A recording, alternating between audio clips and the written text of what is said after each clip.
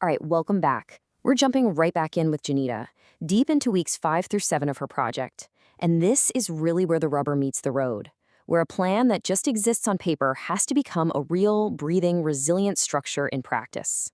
Okay, so here's what we're going to cover. We'll kick off with strengthening the architecture itself. Then we'll get into the nitty-gritty of the structural fix using Kotter's model. After that, we'll shift gears to the people-powered build, which is all about ADKAR.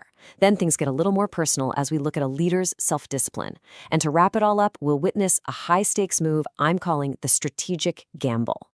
So here's the situation for Janita. She's got the basic framework in place, right? But it's fragile. You know those key Kotter steps? Urgency, coalition, short-term wins? At this point, they're all paper thin.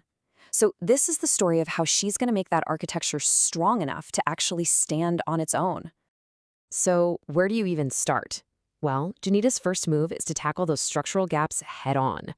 She's going straight to the change management playbook, using one of Kotter's most critical steps for keeping things moving forward. You can think of it like she's building the scaffolding for this whole project. And here it is. Generate short-term wins. You know, this sounds so simple, but it is absolutely crucial. Any big change process without visible wins, well, it just loses steam. People start to wonder, is any of this actually working? They need to see proof. So Janita doesn't just hope for the best. She drafts a communication for the entire trust to showcase 5 very specific, very real achievements. Now look at this, because this is just brilliant. Each of these wins isn't just a random pat on the back. No, every single one is a strategic communication tool. Appointing the lead DSL, that tells everyone, hey, this is real and someone is in charge. Full coverage across all 8 schools, that sends the message, this applies to everybody. The co-design session, that proves this isn't some top-down decree. And naming Coppice Lane's model as an example, that makes excellence visible and tangible. And the protocol, that proves the new machinery is actually up and running. She also uses this structural approach to solve let's call it a people problem. There's a manager who isn't following the new reporting lines. So instead of a difficult, messy conversation, Janita does something really smart. She uses a formal protocol letter signed by the CEO. And notice the language, it doesn't ask for cooperation, it describes the new structure. It's not a negotiation, it's a notification. It leverages the authority of the system itself. And what happens? It works. Simple as that. The very next report lands in the right inbox. The system, the structure itself, corrected the behavior without a single argument. And that's a key lesson, right? Sometimes in certain organizational cultures, a formal process is actually the clearest and most effective way to communicate a non-negotiable change. But, and this is a huge but, Janita knows that scaffolding isn't the whole building.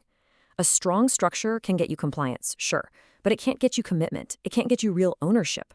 And that is where we see this really fascinating pivot from Kotter's focus on the big organizational scaffolding to ADKAR's focus on the individual, on creating genuine person-by-person buy-in. So how do you actually create that kind of ownership?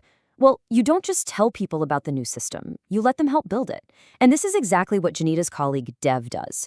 He takes what could have been a totally standard, boring briefing and turns it into this powerful co-design workshop. And the whole goal here, in ADKAR language, is reinforcement. It's a fantastic concept. It's all about building systems that make the new way of doing things the path of least resistance. You want to make it easier for people to do the right thing than to slip back into their old habits.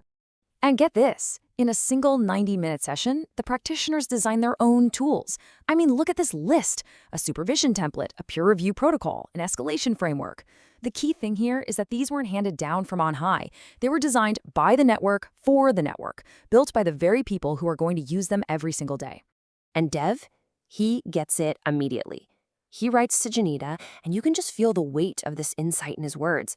The room built these. I think that matters. He knows it's not just about having a good document. It's about the act of creation itself. And Janita's reply is just perfect. It matters enormously. This is reinforcement.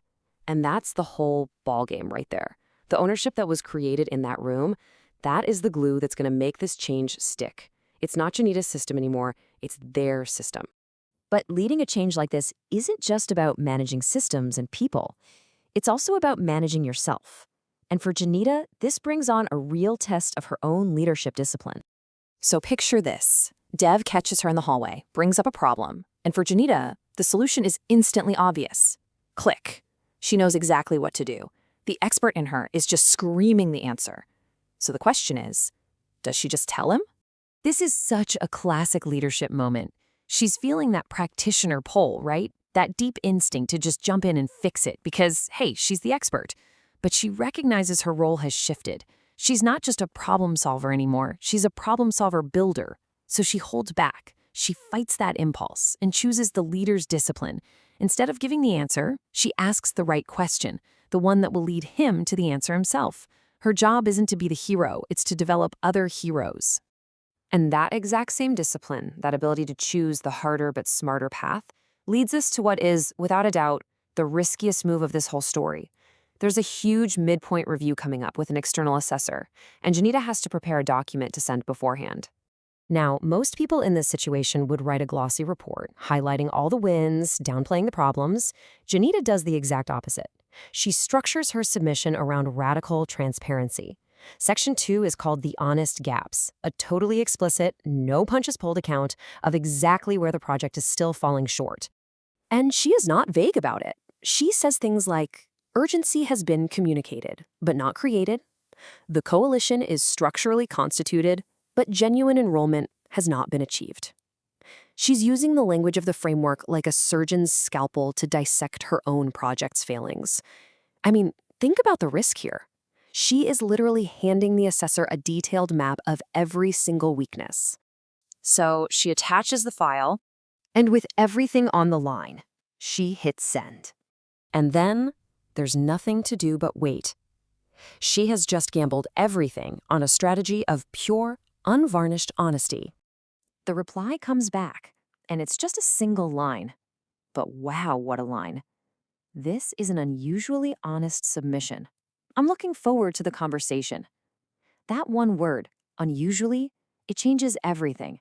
It's a signal that her gamble, her radical honesty, might just have paid off. But what does looking forward to the conversation really mean? Is that I'm looking forward to collaborating with someone this honest? Or is it I'm looking forward to taking this project apart using the list of failures you so kindly provided? Was this a brilliant strategy that built incredible trust, or was it a fatal error? Janita's biggest test is just 5 days away. And that's where we'll pick things up in our final part.